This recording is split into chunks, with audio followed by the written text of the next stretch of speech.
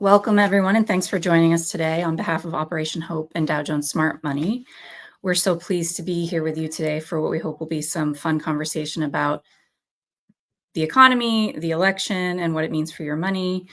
With me today, I have Mark DeCambre, the editor-in-chief of MarketWatch, and Jack Otter, the global head of wealth and asset management for Barron's and the host of Barron's Roundtable. I have some questions for them, and then we'll take some questions for the audience at the end in the last 15 minutes or so. So let's start big picture. Jack, it would be great if you could run us through what you see out there in the economy. What does it look like out there? What is the data telling us as we head into less than 2 weeks before a presidential election? Sure thing. I think thanks, Marie. And I think it's really interesting because had you told any economist a couple of years ago that the Federal Reserve was going to take rates from 0 to 5% in the course of about a year, you would have had a unanimous prediction of recession. Instead, the GDP of the US, the gross domestic products, is far higher than any other developed nation right now. We're kind of leading the world. The job market is not on fire like it was coming out of COVID, but it's still extremely strong by any historical measure. And if you go below the hood and you look at sort of geekier measures, there's something called credit spreads that economists and investors watch carefully, which means how much more an investor in a corporate bond demands from the market than you would get from a treasury bond, which is considered to be risk-free since it's backed by taxpayer dollars. And that spread, that difference, is smaller than it's been in 19 years, which is a huge vote of confidence in the economy by investors. Now, we won't go down this rabbit hole. I will say once something gets that good, you actually want to worry a little bit as an investor because there's not that much room for it to get better and there's a lot of scope for it to get worse. But as a signal of how we're doing, it's super strong.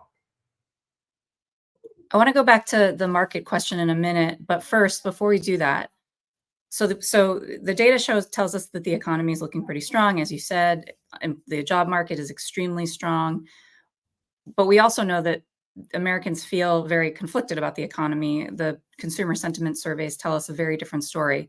Can you talk a little bit about that and why you think that might be the case? Sure. It's really a fascinating phenomenon. I think the single biggest reason is inflation. People feel inflation more than any other economic thing. I mean, jobs data is just some hypothetical thing out there in the world. But if you used to pay $2.99 for a gallon of milk and now you're paying $3.99, you feel that. You drive down the highway and the price of gasoline is in 5-foot high numbers. So that hits people every day, and it's the reality of life, right? We all have to buy the gallon of milk, pay the heating bill or whatever. Those things are going up. Now, again, going back to data, which nobody really feels intrinsically, wages are rising faster than inflation, but that doesn't mean much when you have that sticker shock.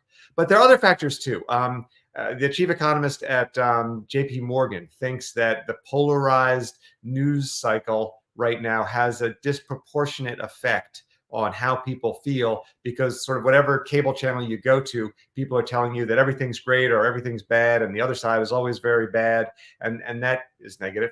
And then finally, when we at Barron's or the Wall Street Journal or MarketWatch talk about these numbers, they are aggregate numbers of the whole economy. And the whole economy is disproportionately affected by the people with the most money, because money is counted, again, as one big thing, not as individuals' pocketbooks. But when you do a consumer survey, it's one person, one vote. And there is an enormous amount of inequality in this country. And so that consumer survey picks up all of those people who are having a tough time economically, rather than the broad market, which, again, overemphasizes the big bucks. Yeah, I'd like to add to what Jack said, if you don't mind, Marie. Just a couple points. One on the inflation point. I think it's important to note, too, that we came through a period of really preternaturally low inflation. The Fed couldn't get inflation to 2%, like for over a decade. It was pushing to push it up to 2%. And then we had this pandemic. And then inflation exploded to a peak of 9% by mid-2022. So that's one of the reasons I think that shock move in inflation between sort of a really low period, a real phase of low inflation, unnaturally low, and then suddenly jumping through the roof was pretty, I think, dramatic for a lot of people. I think that's part of why sentiment may be more negative now, and that's why it feels differently, even though when you think about inflation as a natural feature of the economy and of any healthy economy, this period was a bit more shocking in terms of the pivot. I think the other thing to note too is, the inequality that Jack mentioned as well. The differences between the haves and have-nots, continues to be of concern, and that's another thing that gets picked up in sentiment readings. That's a really good point. And I think we have a really great story in the Wall Street Journal today about how inflation is affecting the psyche of voters. And I think there's a great line in the story about how the last time we had any sort of price level readjustment like this, people were wearing bell bottoms. So a good reminder that we haven't seen this in a really long time. Mark, I want to talk, I think it would be really great if you could kind of set the scene for markets a little bit. We've had this kind of extended period of really great performance. I'd love to get your take on what's driving that, what's ahead, what do we think the main things that investors are looking at now heading into the election, and then also with the changing tone from the Fed. Yeah, I mean, a lot to get into there. I will add just really quickly though, that just for stage setting, inflation oftentimes gets confused with this idea of price increases, which, you go to the store, something has increased in price and you're like, oh my God, it's costs more to buy this thing. Inflation, however, is a sustained and broad increase in prices. So sometimes it gets used interchangeably, even among financial journalists, but I just wanted to level set on those pieces of it because it is a different concept, right? You can have prices increase at the gas station, at the pump, but that might not necessarily reflect inflation, again, which is a little bit of a broader and more sustained run up in prices. But going back to your point, Marie, when you think about markets, markets are a little bit more volatile right now. We've got measures of volatility, the volatility index, which is up around it's up around 1920, suggesting that there is a little bit of concern about this election. But yet, I think you had mentioned as well, stocks have been rallying to records. Part of that is what Jack mentioned earlier. The economy ain't so bad. Shockingly, 4-ish% unemployment is pretty healthy, especially if you think about it in the context of what had been expected in terms of trying to wrestle with inflation. The Fed has, basically at this point, we still have a long road to go, orchestrated what some refer to as a soft landing. Again, there may be some economists that say, wait for it, so it's not, the job's not done yet, but I think, by and large, investors are thinking, hey, the economy is pretty good. The Fed has done its job to this point. I think we can take bets, and we've seen a lot of speculative bets in different areas of the market because of the backdrop being perceived as more healthy. As we go into this election, we're going to see a little bit more these next couple of weeks. A little bit more volatility is to be expected. Interest rates, even though we saw as well the Fed cut by 50 basis points, interest rates organically, if you think of the 10-year Treasury bond, yields have actually been going up, again, partly because of this idea that the economy is healthier than people had thought. That's likely to create some friction in the perception of borrowing cost and the reality of it too, because interest rates weigh into what you want, weigh into how and what you buy on a speculative basis. So the cost of things is going to be perceived as being a little bit richer. So that's going to create some friction for risk assets like equities. So that's what we're seeing sort of in the backdrop right now. And it's a pretty interesting dynamic in the market. So let's talk a little bit about this election we have coming up in 12 days, but who's counting? We have some very different, you mentioned the volatility heading into the election and how the market perceives both candidates. But let's talk specifically about a few policy differences between the two. I want to start with the big one, maybe for many people, the biggest one, taxes. Mark, do you want to talk us through the kind of top line differences between the Harris and Trump tax proposals and what they could mean for Americans? Yeah, I'll wade through some of those pieces. Trump implemented a tax cut policy in 2017 or so during his tenure that is going to sunset soon. It impacts corporate taxes. So on the corporate level, there is some expectation that corporate taxes could go up from, I think the current level is 21%. Someone correct me if I'm wrong on those pieces of it. I think Trump is looking to cut corporate taxes even further, depending on whether or not there's, whether or not you're doing business in the U.S. As low as 15% in some cases. And by the way, these cuts, the cut prior to even Trump, I think corporate tax rates were around 35% or so. So, really rich levels. And I believe Harris is looking to actually have corporate taxes at around 28% or so. So there's some differences on the corporate tax side that market participants are going to be looking very closely at, and we're going to be paying attention to, and certainly looking to see how that plays out. But that's on balance one of the big features that we're thinking about as this election comes to a head, as you said, Marie, 12 days out. Jack, one of the other big issues that we're, that the market is very concerned about and could have some pretty big implications for the U.S. economy is the different proposals that the candidates have for tariffs. Or really Trump on tariffs. Can you walk us through what Trump has said about the possibility of extended tariffs, what that means, and how that could influence markets going forward?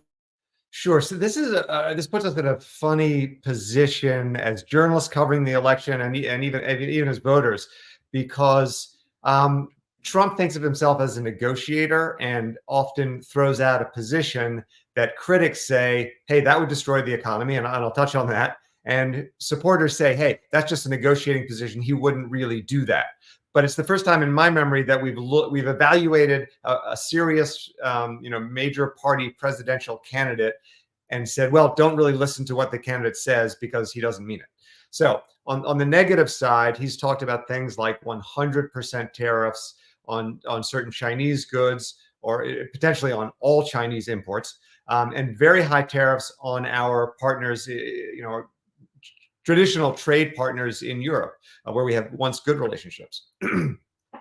His driving force is this idea that, especially in the heartland, but all across America, U.S. workers have lost jobs to competition from overseas, right? We don't pay people 25 cents an hour in this country. And so Chinese textiles are always going to undercut Americans. So it's based on a very good thing. And yet, we know from the Great Depression and other parts of history that when one country imposes tariffs, the other countries respond by imposing tariffs. So not only does it cost an American a lot more to buy something, but they're not able to sell stuff to our partners overseas. And it really did. That was a huge part of the Great Depression, was the fact that the entire globe imposed tariffs on each other. And now it's a much more interconnected global economy. So the repercussions would be far greater.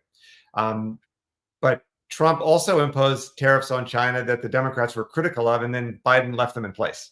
Now, those were much lower level tariffs and much more specific to particular industries, solar panels, for instance, and we can live with those. But all of that said, to go to the positive side, which is people saying, oh, this is just a negotiating position. And so he says, I'm going to do 100%, and then he settles on 10. The economy is not greatly affected, and maybe Americans are helped a little bit. So it's a fascinating situation. And also, it depends on what happens to the Senate and the House. Now, right now, predictions are the Senate will flip to the Republican Party. The House is a bit of a toss-up, possibly leaning Democratic. So that would limit his ability to do anything. And I think it's very important for anyone thinking about the economic proposals of presidential candidates to realize two things. One is presidents have far less impact on the economy and the markets than we generally either give them credit or blame for, right? You know, on again, cable news, people screaming and yelling, you'd think that the president can do whatever he or she wants. In fact, they only have so many strings to pull, and even those are controlled in part by Congress.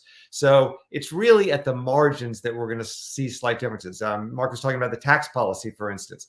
All of the tax proposals will probably get watered down unless you see either a Democrat or a Republican sweep of Congress and the presidency, which is unlikely. So that's tariffs. One other thing that I'll mention, as long as we're talking about taxes, is this, frankly, sorry for the editorializing, but kind of wacky proposals to take very specific types of income and exempt those from taxes. For instance, tipping, for example, tipping. Yeah, if you want the waiter vote, that's a great proposal. And Trump said it, and Kamala Harris jumped on board. What would happen if you did that? Well, everyone in the world would try to call their income tips. I mean, the Wall Street Journal wrote that lawyers might say, okay, 20% of my bill is actually a gratuity, so they don't have to pay taxes on that. So it'd be super distorting, not to mention, yeah, waiters work really hard, but should they have a totally different tax policy than a teacher who brings home the same income? So I suspect that those proposals will not see the light of day, and they probably shouldn't. I don't know, Maria, if you want to talk about the deficit, but that's a whole nother problem that we face. And the more we lower taxes, the bigger problem that's going to be. Yeah, we'll get to that. We have written a bunch about how there have on the taxes in particular. There have been a lot of very, like you said, very specific things. Another one is the deduction, the ability to deduct auto loan interest, which is an interesting idea, but yes, similar kind of issues surrounding it.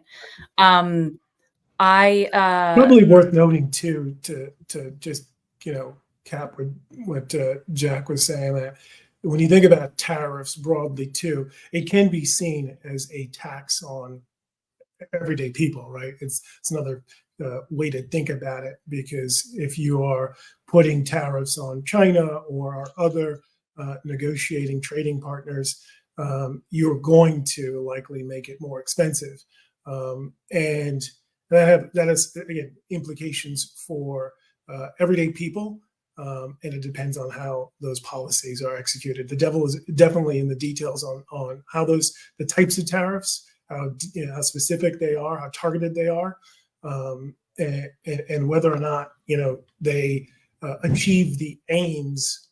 In some cases, I think both parties have tried to get at this idea of homegrown America, not first, but certainly trying to build out manufacturing in a number of different areas, semiconductors, solar. So that's part of the idea to help boost domestic production. Quick point. Oh, I was going to just quick thing on what Mark was saying, which is that those tariffs will also disproportionately affect people who buy more stuff. So if it's not that long ago, I remember not too far out of college, right? Buying a pair of socks was kind of a thing. Oh, geez, do I want to pull that $20 out of my wallet? The person who has to worry about that tariff is really meaningful. If you're quite wealthy, frankly, you don't really worry about that sort of thing. And goods are a much smaller proportion of your overall spending. And disproportionately impacts lower income people and people of color, for sure. Yeah. Well, we have now, 8 years, or not quite 8 years of seeing the Trump tariff policy in place. Like, what have we seen so far? What could we learn from the tariffs that Trump put in place in his first administration that could apply to, the next 4 years? I'll jump in quickly with a kind of a non-answer. I apologize, Marie, but what I'll say is that they were targeted enough that I don't believe they've had a massive impact.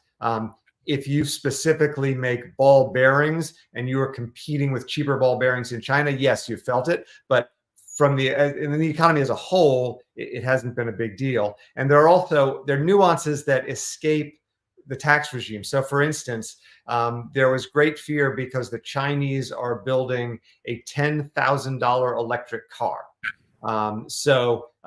That's part of the reason Biden imposed big tariffs on electric cars. Well, guess what? GM builds a $5,000 electric car that it sells in China, but in the US, A, nobody wants it, and B, they're unsafe by American standards. And so in order to add all the safety things, that car would become much more expensive regardless of tariffs.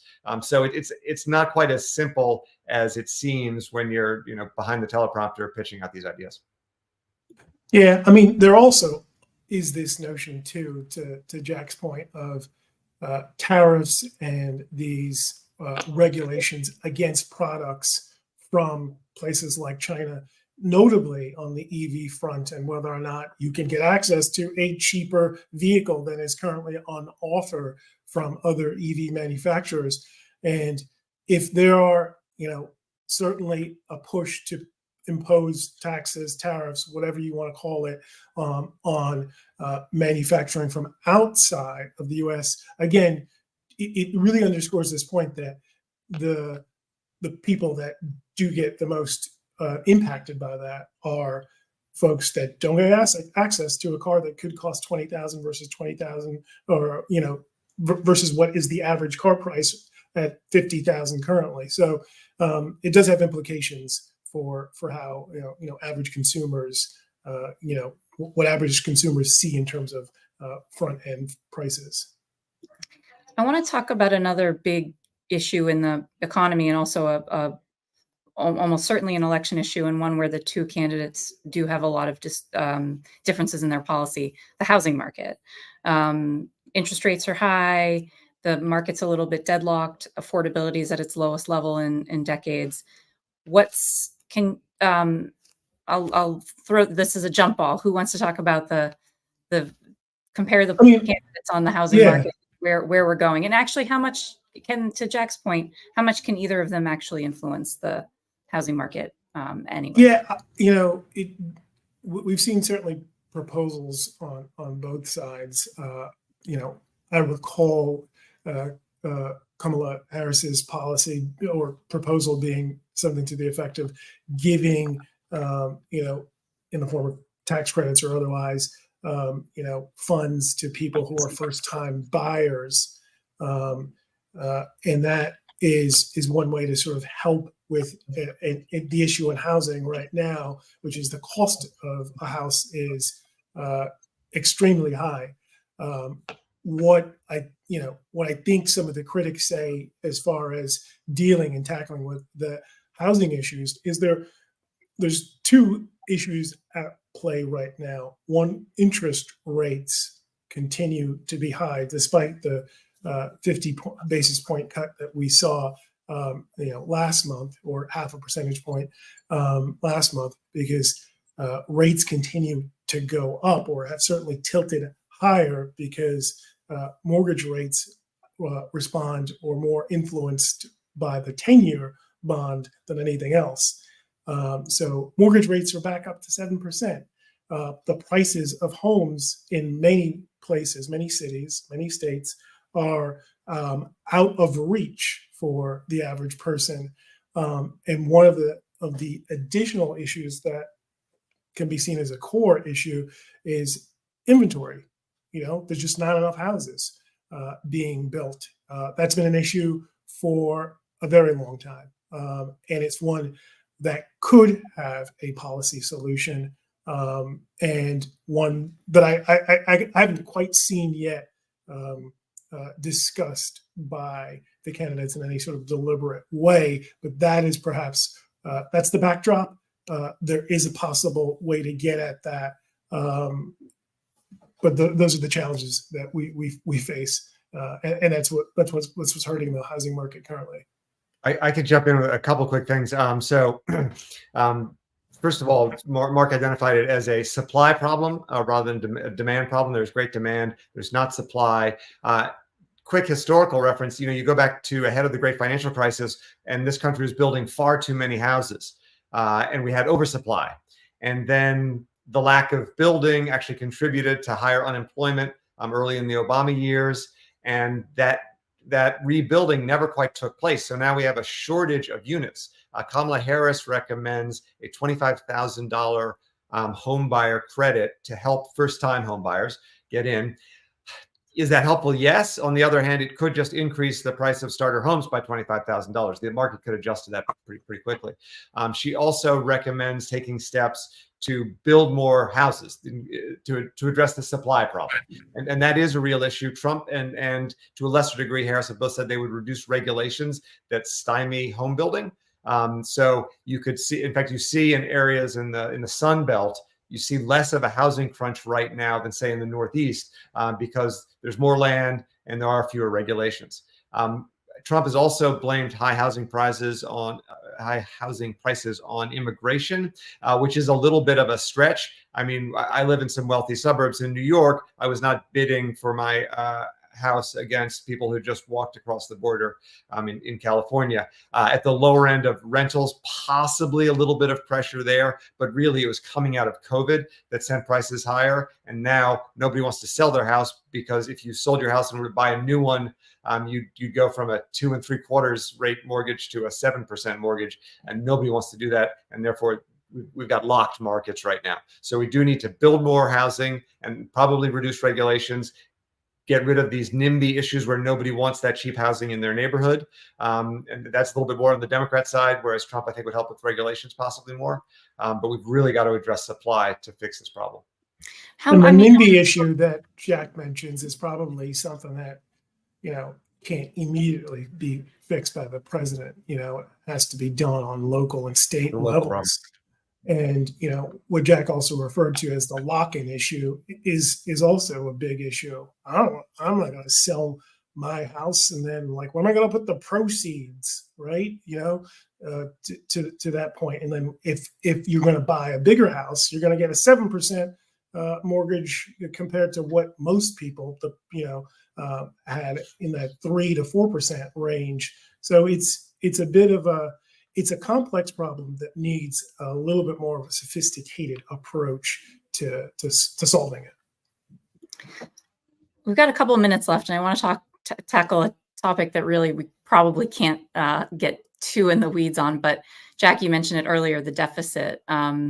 We are, with interest rates where they are, we are paying, the U.S. government is paying massive sums of money on to cover the cost of borrowing to keep the government going and to pay out, the various government benefits that we all enjoy. So this is a thing that comes up every so often where there's a lot of concern. And the concern is obviously a lot greater now because of the rates that the government's paying. But talk us through, what does that look like? What does it mean? Why is this something that we should be thinking about? Sure. So in 2025, the government is estimated to have to pay $1 trillion just in interest on the existing national debt. Every year we spend in this country far, far more than we actually collect via taxes and everything else. And it used to be that Republicans would say, yeah, this is when the Republicans weren't in power and Democrats were in power, Republicans would say, this is a problem, we got to cut spending. When the Republicans were in power and the Democrats would say, oh, the Republicans, they want to cut taxes, but they never pay for it. So the deficit goes up. Well, then under both Trump and Biden in COVID, the deficit exploded and nothing really happened from it. Nobody was punished politically for not handling that problem. So now both sides love to spend, love to cut taxes, and don't really want to tackle this problem. And so far it has been relatively pain-free in the sense of us actually feeling it, although this $1 trillion is very real, but it's kind of dispersed. Now suddenly we're seeing the bond market start to possibly say no mas. The 10-year bond that Mark referred to earlier is now well north of 4%. And that's a higher level than it's been for a long time. There briefly was over that maybe 2 years ago, but for the most part, we haven't seen that for a while. And so we really need a crisis that will force the government to deal with this issue. But right now, anybody who actually proposes what would be a real solution would get voted out of office instantly. The only way to solve this problem is going to be to cut government spending and increase taxes. There are online calculators where you can go yourself and play with this, and you quickly realize that, oh, it's not like reducing aid to foreign countries or cutting this thing I don't like. It would be pain all around, raising the price of Social Security, increasing taxes on everyone. The solution is too painful to be solved under our current political situation. We're either going to need a crisis, or somehow we're going to need leaders who can say to the country, this is a real problem. We're all going to have to pitch in to solve it. And I don't see that happening right now. So I think I'm expecting the crisis to come. I mean, it has been an elephant in the room for a long time, and I know we're close to time, so I won't go much further. But it is, as Jack described it, one thing that just hasn't been addressed in any real specific way, because you propose these, you offer these proposals to win an election, but nobody's pushing to balance the budget, which used to be a feature of campaign promises from years ago. And you certainly try to do that when you're in a good position to do so in a good economy. And we just don't, we don't see that happen in good economies anymore. You use good economies to do housekeeping, to pay down your debts and reduce the amount you service. But instead, those efforts on both sides getting pushed down the road. So it's something we raise because it's something we're seeing, as Jack said, play out in the 10-year bond vigilantes pushing yields up to 4.2, 4.3%, and it should be of a concern to everyone else too as we move forward 5-10 years out. So I think we've got about 10 plus minutes for questions. We have a couple of questions in the chat already. I'll just read them off and just go in order. Starting with, we'll start with this one. How will AI affect the job market going forward, and how should people prepare? It's a good question. Sure, I'll start a couple of thoughts. One is that historically, whenever we've had a big technological leap, it has been really scary to people in the workforce, because they see them, so something is going to replace their job, right? Whether it's, you drive a horse and carriage and the automobile is going to threaten your job. And every time so far, that new technology has actually spawned more jobs than the one it replaced. So it's always been ultimately a positive story, albeit painful in the transition. Now, again, half of my brain says AI is going to create more jobs than it will destroy. And the other half says, oh my gosh, this is really scary. The one thing that I would make as a recommendation to any young people watching is to do whatever you can to have a diverse set of skills, to have skills that, to the best of your ability to try to figure out, are people related, harder to replace by machine. Everyone remembers a few years ago, you had to become a coder. Well, now AI is coding, so that's not working. So I kind of think if you're in school trying to choose a major, learn to think, to solve problems broadly, no matter what problem is thrown at you, rather than studying a very specific skill that could in fact be replaced by machines. And be ready to pivot and be innovative in your career. I mean, to be self-referential, Mark, Marie, and I are working in a field that was very, very different when we started. There are many fewer jobs in media, and we're doing very different things than we would have thought we were doing when we were in college. And that's true across the economy. So be ready to pivot, and never, ever use the phrase, that's not my job, because if you say that, you will lose your job. Maybe not tomorrow, but you will. So just be ready to pivot, jump on opportunity, and be willing to change, because the next 40 years are going to see change at a far greater rate even than the past 40, which have been frankly head snapping. Yeah, I would like to add to that too. I think Jack nailed it. I think the real answer, however, is nobody knows. Nobody knows what artificial intelligence is actually going to do to the job market. We think, as Jack said, that a lot of investment has been made by companies inside of the AI universe and inside of tech and outside to leverage from that technology. And adoption of these types of technology aren't always a straight line up, right? So that's something to consider. For context, the .com era wasn't necessarily a straight line up for the internet and the use of internet and the ability to really hope, my God, this is going to be a seismic paradigm shift for companies and individuals. You just couldn't really fully grasp the implications. And even those who did, not all the winners, the first early adopters of this, in the .com era won, and it took a long time. So some refer to it as a lost decade before the tech sector, which got overvalued because of expectations around the .com and internet, went south, and then we slowly started to come back. I guess around 2010, 2010-ish. So it took a while before. It can take a while for the adoption of these types of things, these types of new interfaces to really take hold for companies, and also in markets too. So be prepared for, as Jack said, be prepared to learn, be prepared to pivot, both in your personal and professional lives, and be prepared to be nimble on your feet when it comes to investing in that area. Let me throw out one more thought, which is, if back in the early days of the internet era, people were actually suspicious of, is this thing really going to work? Does this have legs? And now that's laughable, right? You can't imagine life without the internet. Well, do I really need a website?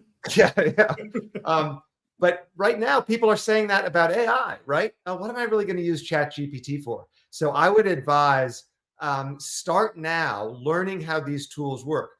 Just as sock puppets are gone, whatever evolution of AI we see now is going to be very, very different in 10 years. But if you start learning to play with it now, make it part of your life, you'll be much better prepared when the new job replacing version of AI comes out, and you'll be ahead of the curve. So play with Perplexity, with ChatGPT, et cetera, and become familiar with them and be ready. I literally was talking to a billionaire who made his money in the financial advisory space, and he said financial advisors are not going to be replaced by AI.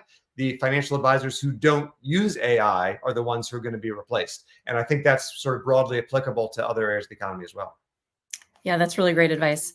There's a question in the chat about tariffs and what it means for U.S. jobs, and it seems like a good opportunity to go back to something.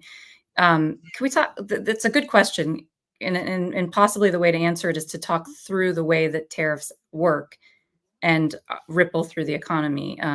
Who wants to grab that one? Well, let's tag team it, Mark. I mean, I would say that first of all, it's important to understand the way a tariff works is a good is on the way to this country, and more or less when it hits the shore, the price goes up because this tariff is attached to it. And as a result, if you want to buy that thing that just landed at the port of LA, you pay 10, 20, 50% more than you would have otherwise. Now, the idea is that who pays the tariff?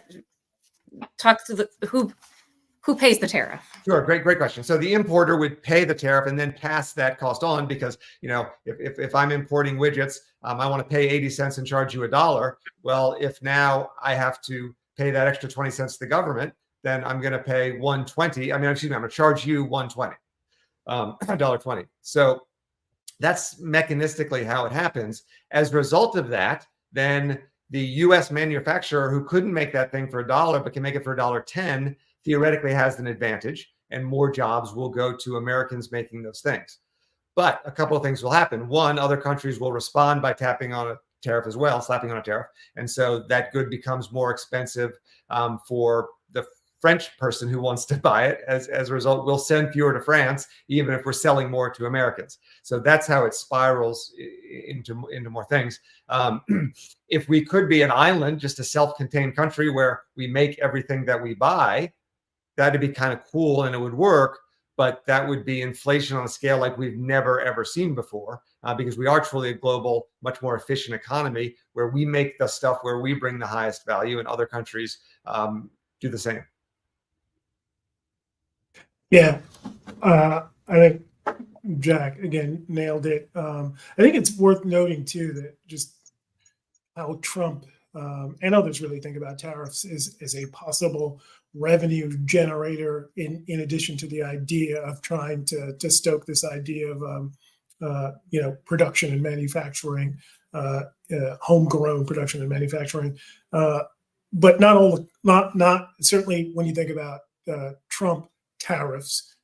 He described them as the best word in the English language or something to that effect. But not all economists agree that the tariffs will work the way he's described. And so that's why, spending time talking about it now is, again, the implication for the average person is that it could drive prices up, most likely would. And you need to, have manufacturing internally in the US that is able to sort of overcome that, or wages that overcome that. So from an economic standpoint, it is a bit of a challenging concept for average people. Definitely. I think we have time for another question. There's one in here about what companies are going back to AI, what companies are thinking about the use of AI in innovative ways, and what can we learn from them? I guess the better way to answer that is which companies aren't. I'm not sure of a single company I've come across that is not contemplating how AI is going to impact themselves. But one thing to note, and maybe Jack has thoughts on this too, is that the AI story seems to be, you can say, bubblicious in some respects, because so many people are focused on it that certainly prices are not justified based on earnings. So that's there. But so many industries are focused on it that it's creating other side industries. It's pushing out other areas like data centers, utilities, nuclear, all of which are tangentially connected to it. But this idea of the power and data storage needed to help on large language models as they grow out is actually driving up prices in those areas as well too. I say that just to kind of underscore that it's really being thought of widely across varied industries, and I think, quite frankly, maybe to Jack's point earlier, you'd be remiss not to take a look and see what opportunities there are. I know law firms who are looking at using AI to figure out how to do briefs more easily, more with more concision. So there's a lot of use cases. I would say probably the most innovative thing I've seen is in the medical field, where, for instance, AI is used to look at a scan and has found breast cancer when expert doctors could not find it. AI was also used to develop new therapies for some of these infections like MRSA that we've sort of thrown every antibiotic we could think of at them and haven't defeated them. AI was used actually to come up with a new compound that did defeat those things. And what I like about that is that really doesn't replace a human, right? I mean, yeah, it was something humans were doing, but the humans aren't just going to let the AI build a new drug, right? They're going to say, oh, this tool has discovered something and we're going to now make a big drug from it. And to me, that's very different from, say, using AI as a chat bot to replace a customer service person. which not only does take away a job, but also, like, have you ever had a chatbot that really helped you? I think it's very tough to take the things that really make us human and replace that with AI, but you can use AI to enhance things like scanning or deciphering a scan of a breast and finding a teeny little dot that, because that AI has also looked at 10 million other scans, is able to identify as cancer when a doctor might miss it. That's a really great point and super fascinating stuff. I think that's about all we have time for. Thank you, everyone, so much for joining us. Thank you, Mark, and thank you, Jack, for your great answers and great conversation. Please go visit Operation Hope's website at operationhope.org and Smart Money. It's up on the screen there. Thank you again for joining us. Thanks, Marie. Bye. Yeah, thanks for having us.